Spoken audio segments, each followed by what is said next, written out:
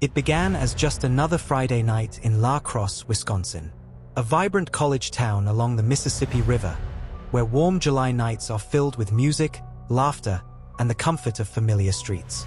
But for one 22-year-old graduate student named Eliotte Heinz, that night would end in tragedy and a mystery that still haunts the community. Eliotte Heinz was a recent graduate of Viterbo University, described by her family as a bright, compassionate, and driven young woman. She had dreams, a future, a whole life ahead of her. But all of that came to a halt in the early morning hours of July 20th, 2025. That night, Eliotte had been out with friends at Bronco's Bar, a local college favorite.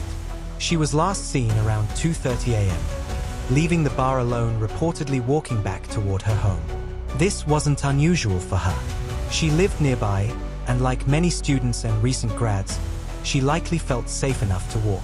But she never made it home. By morning, Eliotte's friends and family grew concerned. She hadn't called. She hadn't texted. And her phone had gone silent. She missed appointments. She wasn't responding to messages. Soon, it became clear something was wrong. A missing person report was filed, and by the afternoon of July 20th, the community began to mobilize. Flyers went up. Search parties were organized. Social media lit up with posts bearing her photo, pleading for help, for any information. Surveillance footage was quickly reviewed, and what they found only deepened the mystery. Cameras near Front Street South, not far from the riverbank, captured Eliotte walking alone around 3:22 a.m. It was roughly 0.4 miles from the bar. A short walk. She didn't appear distressed. She didn't seem to be followed. She simply vanished into the night. The footage showed her heading in the general direction of the Mississippi River, but then the trail went cold. No more footage. No more sightings. No calls. No texts. Nothing. For 3 agonizing days, her family waited. Hopeful. Terrified. Desperate. They begged the public to check their security cameras, pleaded for tips, and held on to any sliver of possibility that she might return. But on the morning of July 23rd, their worst fears were realized. A fisherman discovered a body floating in the Mississippi River, near Brownsville, Minnesota, nearly 15 miles downstream from where she was last seen. It was Eliotte. An initial autopsy was performed, and the results were both shocking and confusing. There were no signs of trauma, no injuries, no indication of foul play.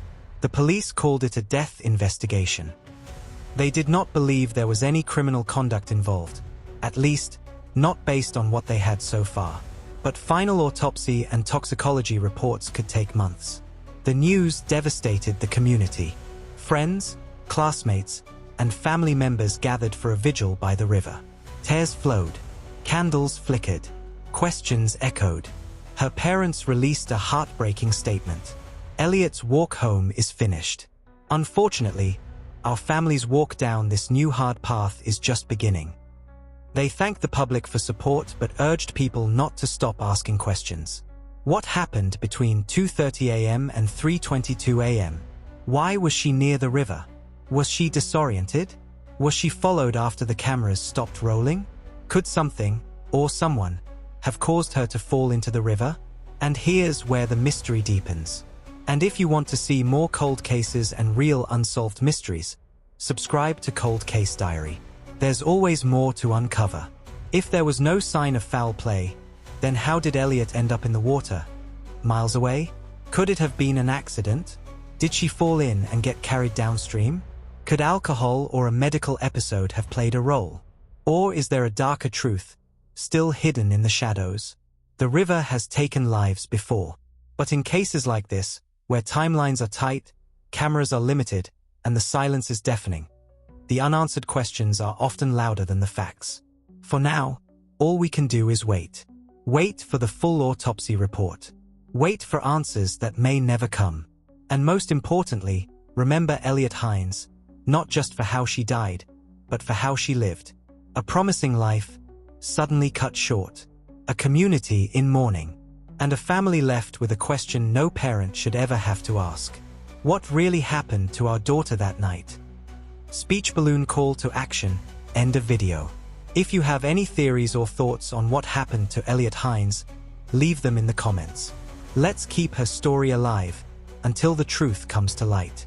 And if you want to see more cold cases and real unsolved mysteries, subscribe to Cold Case Diary. There's always more to uncover.